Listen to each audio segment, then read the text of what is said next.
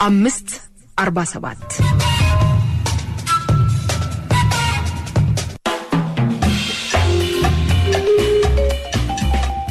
ስሜ የኔነሽ ጥላሁን ይባላል። ካስማ ቻሪቲ ኦርጋናይዜሽን መስራችና ስራ አስፈጻሚ ነኝ። ካስማ የተመሰረተው 2021 ነው። በ14 ከስደት ተመላሽ ሴቶች የተመሰረተ ድርጅት ነው። በኢትዮጵያ ውስጥ ለ4 ዓመት ያህል እየሰራ ይገኛል። እኛም የምንሰራው ከስደት ተመላሾች ምን ድጋፍ ያገኛሉ፣ ምን እገዛ አግኝተው ከጉዳታቸው አገግመው የስራ እድል ተፈጥሮላቸው እንዴት መስራት ይችላሉ፣ ተመልሰው ደግሞ ወደ ስደት የሚሄዱ ወይም በአዲስ መልክ የሚሄዱ ሰዎች በግንዛቤ ላይ የተመሰረተ ፍልሰት እንዲያደርጉ ከቦታ ቦታ ሲንቀሳቀሱ መረጃው እንዲኖራቸው መነሻ ብቻ ሳይሆን መዳረሻውን የሚያቅ ፍልሰተኛ እንዲኖር እና ሰርቶ አትርፎ ከዚህ ቀደሙ በደመ ነፍስ ሄዶ በጉዳት መመለስ ሳይሆን ለሀገርም ለወገንም ለቤተሰብም ለራስም በሚጠቅም ሁኔታ ተመልሶ ወደ ሀገሩ ገብቶ አትራፊ እንዲሆን የበኩላችንን ስልጠና እንሰጣለን፣ ትምህርት እንሰጣለን፣ እናማክራለን። እንዲሁም ከመንግስት ጋር በተያያዘ የፖሊሲ ለውጥ የፖሊሲ መሻሻል እንዲኖር አዋጆች እንዲተገበሩ አፈጻጸም እንዲኖር ጉዳት በሚደርስበት ጊዜ አፋጣኝ ምላሽ እንዲሰጥ እንዲሆን ውትወታ እናቀርባለን፣ ድምጻችንን እናሰማለን። አንድ በዘርፉ ላይ ከጉዳት ተርፎ እንደመጣ ማህበረሰብ ማለት ነው። ያው እንደሚታወቀው ካስማ በኢትዮጵያ ውስጥ የመጀመሪያ ከስደት ተመላሾች የመሰረቱ ድርጅት ነው። እዚህ ላይ እየሰራ እያማከረ ይገኛል።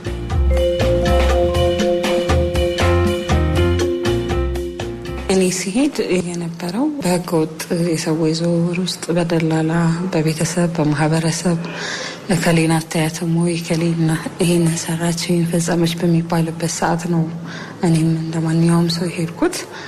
እዛ ከደረስኩ በኋላ ግን በህገወጥ የሰዎች ዝውውር ሰለባ እንደሆንኩ ገባኝ። ከኢትዮጵያ ስነሳ ቤሩት ነበር ልሄድ ያሰብኩት። ነገር ግን ራሴን ያገኘሁት ሱዳን ነው። ሱዳን ወደ ገጠራማ አካባቢ። ስለዚህ እዛ አካባቢ 1 ሳምንት የሚያህል ቆይቼ ነበረ። እዛ ውስጥ እንግዲህ ብዙ ከስደት የተመለሱ ሰዎች ስደተኞች ወደ ሌላ ሀገር የሚሄዱ ለሳምንት የሚቆዩ የተለያየ ጉዞ የሚያደርጉ ሰዎች ነበሩ። ስለዚህ እኔም ከነሱ ጋር የመገናኘት እድል ነበረኝ። ስሰማ 1 ወር 2 ወር ከዛም በላይ 6 ወር የቆዩ ሰዎች አሉ በደላሎች ተይዘው። እኔ ግን እንዳጋጣሚ ሆኖ በ1 ሳምንት ወደ ቤሩት ሄድኩኝ። ቤሩት ሲሄድ ግን የገጠመኝ በጣም ገጠራማ ለሶሪያ በጣም ቅርብ የሆነ የዛን ወቅት ደግሞ ሶሪያ ተኩስ የተጀመረበት ጊዜ ነበረ። ስለዚህ 2 ዓመት ከ4 ወር ቤሩት ውስጥ ስቆይ በጣም ገጠራማ ኤምባሲ እንዳለ በማላቀበት ሁኔታ ቆንስላይት እንዳለ በማላቀበት እኔ ሊረዳኝ የሚችል አካል በሌለበት ሁኔታ በጣም የተራራቁ ቤቶች ያሉበት በጣም ገጠራማ ቦታ ነው የደረሰኝ። ስለዚህ ያው የተነስቼ የሄድኩት ከከተማ ነው፣ ከአዲስ አበባ ነው። ለእኔ ህይወት አዲስ ነው። ስለዚህ 2 ዓመት ከ4 ወር በየጊዜው ፍንዳታ አለ፣ ሰዎች ይፈናቀላሉ። በዛ ውስጥ ቆይቼ ወደ ሀገሬ ተመለስኩኝ። ከዛም ደግሞ ተመልሼ ወደ ግብጽ ሄድኩኝ። እዛም ሰው ማስታመም ነበር የደረሰኝ። ስራው የሙያ ስልጠና የሚያስፈልገው መረጃ የሚያስፈልገው ነበር። ነገር ግን ሰውን ማስታመም በጣም ከባድ ነገር ነው። ስለዚህ በዛም ሁኔታ ውስጥ ቆየው። እንደገና ያው እኔም ህመም ውስጥ ቆየሁኝ። በዛ ሰዓት ቪዛ አልነበረኝም። ስለዚህ ከግብጽ ወደ ሱዳን፣ ከሱዳን በመተማ አድርጌ በጎንደር አድርጌ ከጎንደር ወደ አዲስ አበባ መጣሁኝ። ያኔ እንግዲህ እኔ ስመጣ ብዙ ሰዎች ተነስተው በዛ ጋር ይሄዳሉ። እኛ እየገባን በድንበር ውስጥ ሌሎች ተመልሰው የሚሄዱበት መተማ አካባቢ እና ያ ችግር ስለነበረ ከዚህ በኋላ ሀገሬ ላይ መስራት እንዳለብኝ በዚህ ዘርፍ ላይ መስራት እንዳለብኝ አሰብኩኝ። ያው ረጅም ዓመት ስለቆየሁኝ ስመለስ መታወቂያ ለማግኘት ወደ ክፍለ ከተማ ወደ ቀበሌ ወረዳ ሄድኩኝ። ወረዳ ውስጥ ደግሞ መታወቂያ ለምን እንደዚህ ይሄን ያህል ጊዜ እንደቆየ ጠየቁኝ። ከስደት ተመላሽ ነኝ ያልኳቸው አይ እዚህ ላይ እድል አለ ለስደት ተመላሾች የሚሰለጥናሉ። ያን እንግዲህ ከስደት እንደተመለሰ ሰው የጸጉር ሙያ መሰልጠን ጀመርኩኝ። ያን እንግዲህ እኔን የመሰሉ እህቶች ብዙ ታሪክ ያላቸው ብዙ በጉዳት ውስጥ ያሳለፉ በጣም ሊነገር የማይችል ህይወትን አሳልፈው የመጡ ከእህቶቻችን ጋር መገናኘት ጀመረን። ችግራችንን ማውራት ጀመረን። እንግዲህ ስልጠናው ሲያልቅ ሁሉም ሰው የኔ የሚለውን የተሻለ ሰው ሁለት ሰው በመምረጥ ያን እንግዲህ ዓለም የስደተኞች ቀን ይከበር ነበረ። ትልቅ መድረክ ላይ ተገናኘን 14 ሴቶች እዛው ላይ ያንን ግሩፕ አቋቋመን። እዚህ ዘርፍ ላይ እንግዲህ እኛ መሟገት አለብን፣ መስራት አለብን። ሰው ከቦታ ቦታ መንቀሳቀስ መብቱ ነው። ሲንቀሳቀስ ግን ደህንነቱ መጠበቅ አለበት የሚል ሀሳብ አመጣን። የተወሰነ ሳንቲም ከምናገኘው ላይ ተቀማጭ እያደረግን እያልን ቆየን። በምናገኘው መድረክ ላይ በተፈጠረልን ሁሉ እኛ እዚህ ዘርፍ ላይ መስራት እንዳለብን ደጋግመን እናነሳ ነበረ። እንግዲህ ይሄንንም ሀሳባችንን የተቀበለን የቀድሞ የፍሪደም ፈንድ ዳይሬክተር የነበረው አቶ ዳንኤል ነበረ። ፍሪደም ፈንድ አገዘን እንድንቋቋም እንድንመሰረት። ኢቨን ግለሰቦች ከኪሳቸው ገንዘብ ሰጥተውን ቢሮ ተከራይተን አንድ ድርጅት ሊኖረው የሚችለውን ማንኛውንም ማኗል አዘጋጀን። እንግዲህ የኛ ድርጅት በኢትዮጵያ በአይነቱም አዲስ ነው፣ በቦርድ የሚመራ ነው። ከዛ በኋላ እንግዲህ ላለፉት 4 ዓመታት እየሰራን እዚህ ዘርፍ ላይ እንገኛለን። ባለፈው አመት 240 የሚደርሱ ሴቶችን አሰልጥነናል። የተለያዩ በመንግስት ተቋማት ከስራና ክህሎት ጋር፣ ከፍትህ ሚኒስቴር ጋር፣ ከሴቶችና ማህበራዊ ዘርፍ ጋር አብረን በመሆን የተለያዩ ህጎች እንዲሻሻሉ እንዲለወጡ እየሰራን እንገኛለን። እንዲሁም በክፍለ ከተማ በወረዳ ደረጃ እንዲሁም በትልልቅ ፌስቲቫሎች ላይ የስደተኛው መብት እንዲከበር፣ የተሻለ ፍልሰት በኢትዮጵያ እንዲኖር፣ ህገወጥ የሰዎች ዝውውር አደገኛና አስከፊ መሆኑን እንገልጻለን። ስለዚህ ከ14 ሴቶች ውስጥ 8 ሴቶች በተለያየ ምክንያት ሌሎቹ ግማሾቹ ከሌላ ሀገር ሆነው ወይም ክፍለ ሀገር ሆነው ነው እንጂ 8 ሴቶች ተቀጥረው ደሞዝ የተከፈላቸው እየሰራን እንገኛለን።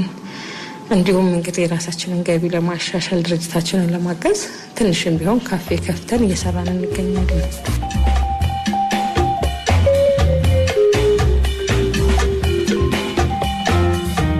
እኛ ስንሄድ በግፊት ነው ወይ ታላቅ ወንድም ከቤት ወይ ቤተሰብ ከሌና እየሻት ወይ ተብሎ ነው የሚካሄደውና አሁን ግን ከዛ በተለየ መንገድ ሰዎች ወደ ፍልሰት ሲሄዱ የራሳቸው አካውንት እንዲኖራቸው፣ ችግር ሲደርስባቸው ማጋ መደወል እንዳለባቸው፣ ደሞዛቸው ምን ያህል እንደሆነ፣ ምን ያህል ጊዜ እዛ እንደሚቆዩ፣ ሲመለሱ ኢቨን ምን አይነት ፕላን አድርገው እንደሚሄዱ፣ ገንዘባቸው እንዴት እንደሚጠቀሙ፣ ጤናቸውን እንዴት እንደሚጠቀሙ፣ አልፎ ተርፎ የሶሻል ሚዲያ አጠቃቀማቸው ምን መምሰል እንዳለበት ከኛ ጋር ቁጭ ብለው እንነጋገራለን ማለት ነው። ጥቂት ያው እኛ ውስጥ 14 ሴቶች አለን። 14ቶቻችንም ሚድል ኢስት የሚባለው ላይ ከ4 ሀገር በላይ ልምድ ያላቸው ናቸው እኛ ውስጥ ያሉት። ለምሳሌ ሳውዲ የምትሄድ፣ ኩዌት የምትሄድ፣ ኳታር የምትሄድ ሴት መረጃን ምንድነው ባህላቸው፣ ምንድነው ወጋቸው፣ ምንድነው የዛ አገር ህዝብ የሚፈልገው የሚባለውን ነገር በደንብ ከኛ መረዳት ማወቅ ይችላሉ። የራሳቸው ባንክ አካውንት እንዲኖራቸው፣ ጤናቸውን እንዲጠብቁ፣ ስራቸውን በደንብ በአግባብነቱ እንዲሰሩ። ያው በእኛ ጊዜ ብዙ አካላዊ ጉዳት ይደርስብን ነበር፣ ስነ ልቦና ጉዳት ነበረ፣ ጾታዊ ጥቃት ነበረ።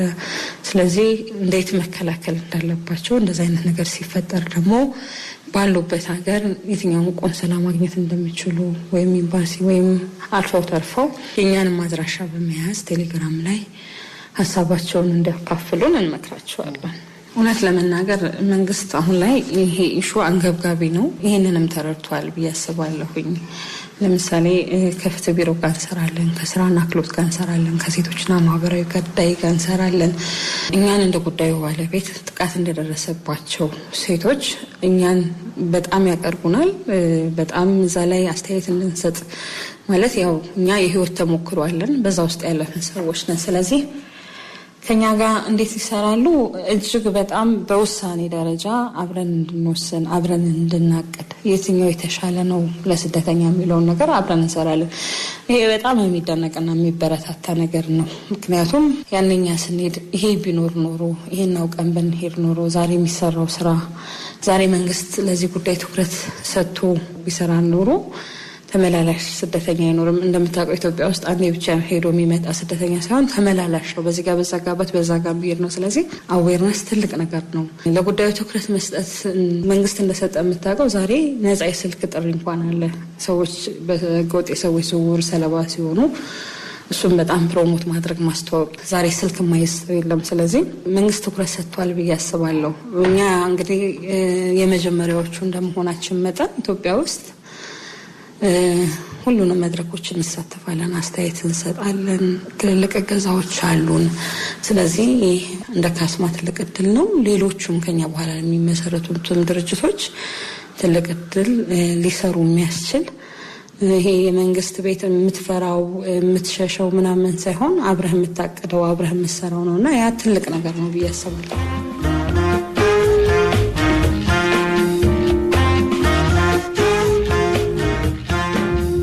ሰው መቼም አይደለም ከአንድ ሀገር ወደ ሌላ ሀገር ሲንቀሳቀስ እዚህም ቢሆን የሆነ ክሎት ያስፈልገዋል። ሊሰራ ሲያስብናል ትርፋማ ሆኜ እመጣለሁ ብሎ ካለ ቢያንስ ክሎት ያስፈልገዋል። የሙያ ባለቤት መሆን ያስፈልገዋል።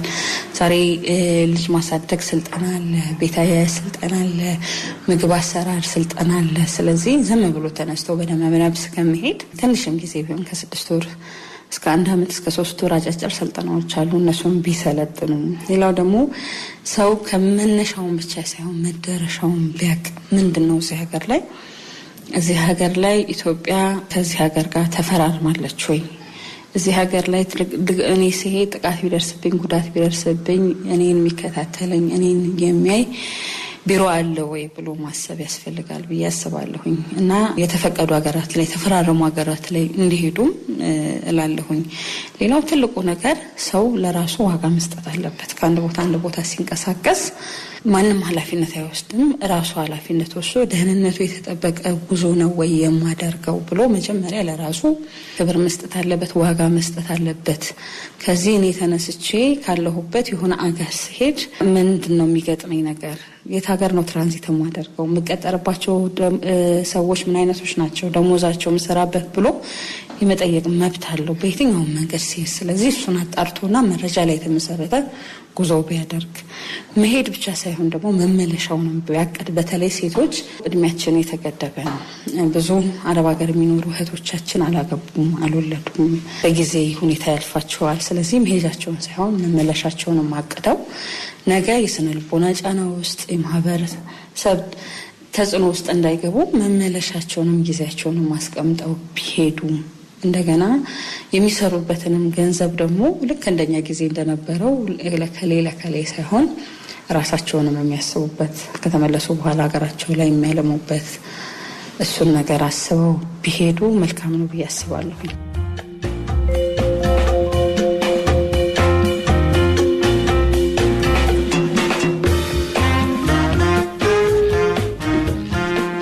አሁን ከኛ በኋላ አዲስ አበባ ውስጥ ወደ 6 የሚሆኑ ከስደት ተመላሾች የሚመሯቸው ድርጅቶች አሉ። ያው እንደሚታወቀው ይሄ ስራ አዲስ አበባ ላይ ብቻ የሚሰራ አይደለም።